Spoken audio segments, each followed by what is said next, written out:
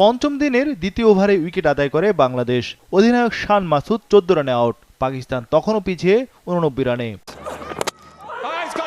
নাহিদের গতিতে আরও একটি উইকেট। বাবর আজম করেন 22 রান। 140 কিলোমিটারের বেশি গতিতে বল করে ব্যাটারদের বিপর্যস্ত করে রেখেছিলেন নাহিদ রানা। এরপর দৃশ্যপটে সাকিব। ক্যারিয়ারে প্রথমবারের মতো 0 রানে আউট সৌদ শাকিল। তখনও 50 রানে এগিয়ে বাংলাদেশ। 4 উইকেট তুলে পাকিস্তানকে চাপে ফেলে টাইগাররা। ক্রিজে এসে ওয়ানডে স্টাইলে ব্যাট চালান মোহাম্মদ রিজওয়ান।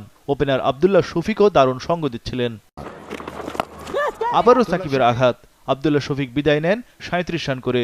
দলীয় 104 রানে পঞ্চম উইকেট পতনের পর আশাবাদী হয়ে ওঠে বাংলাদেশের সমর্থকরা। আঘা সালমান গোল্ডেন ডাক।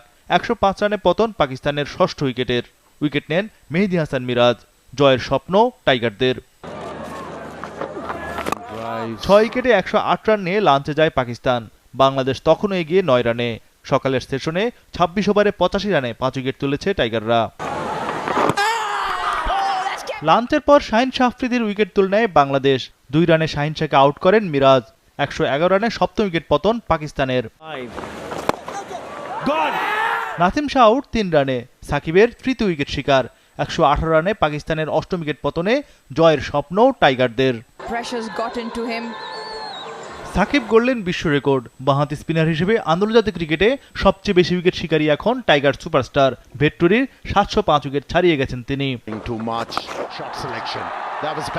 প্রতিরোধ করেন মোহাম্মদ রিজওয়ান। প্রথম ইনিংসে সেঞ্চুরি করা এই ডানহাতি পূর্ণ করেন দশম 50। অবশেষে মিরাজ পেলেন কাঙ্ক্ষিত উইকেট। মোহাম্মদ রিজওয়ান 51 রানে আউট। মিরাজের তৃতীয় উইকেট শিকার। 142 রানে 9 উইকেট পতন পাকিস্তানের। লিড মাত্র 25 রানের। মিরাজের চতুর্থ উইকেট শিকার। 146 রানে দ্বিতীয় ইনিংসে অল আউট পাকিস্তান। এতে জয়ের জন্য মাত্র 30 রানের টার্গেট পেয়েছে বাংলাদেশ। টার্গেট টপকাতে বেগ পেতে হয়নি টাইগারদের। সহজেই 10 উইকেটের জয় তুলে নেয় বাংলাদেশ।